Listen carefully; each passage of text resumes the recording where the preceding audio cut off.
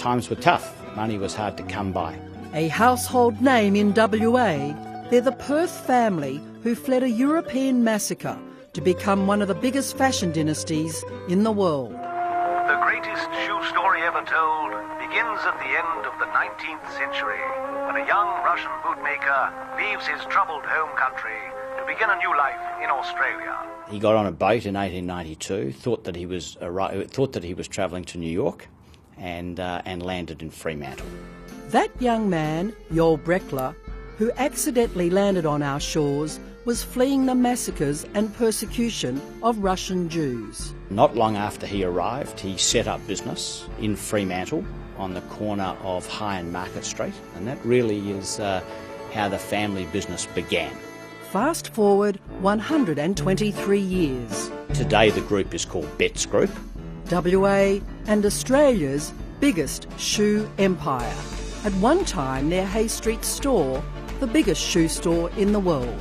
5 generations of the Breckler descendants taking the family business from this to this. Great-grandson Danny Breckler, chairman of the Perth-based family shoe dynasty that now spans the world. But it was a woman who turned shoes like this into a family fortune, Fanny Breckler, after husband Yoel died suddenly, leaving her with 4 young children. Times were tough. But Fanny Breckler was also tough, creating what was to become the biggest shoe chain in Australia. In 1920, Fanny seized an opportunity to open a new shop in Barrack Street. The name of this store? Cecil Brothers. Named after her 2 sons. In 1924, Fanny expands the business again with a new store called Betts & Betts in Hay Street. Not only building the family's massive footwear chain, but also Perth's first mansion, complete with ballroom, lavish entertaining areas. It was the talk of the town in the 1930s Depression years. She was an incredibly generous lady, and she would have members of the community, those that were underprivileged would come.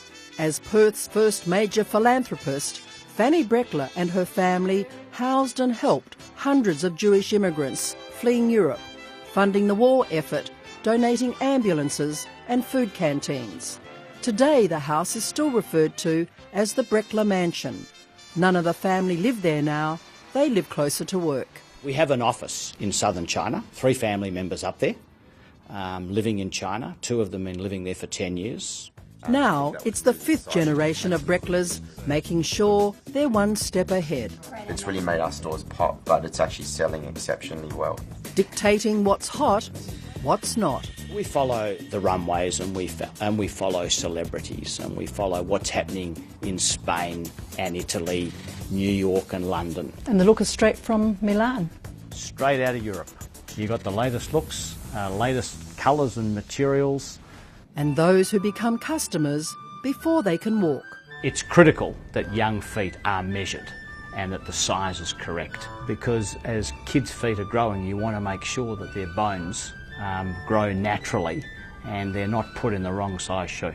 And a reminder that what's new is often old. So many of the patterns and the styling that we have today comes from years gone past.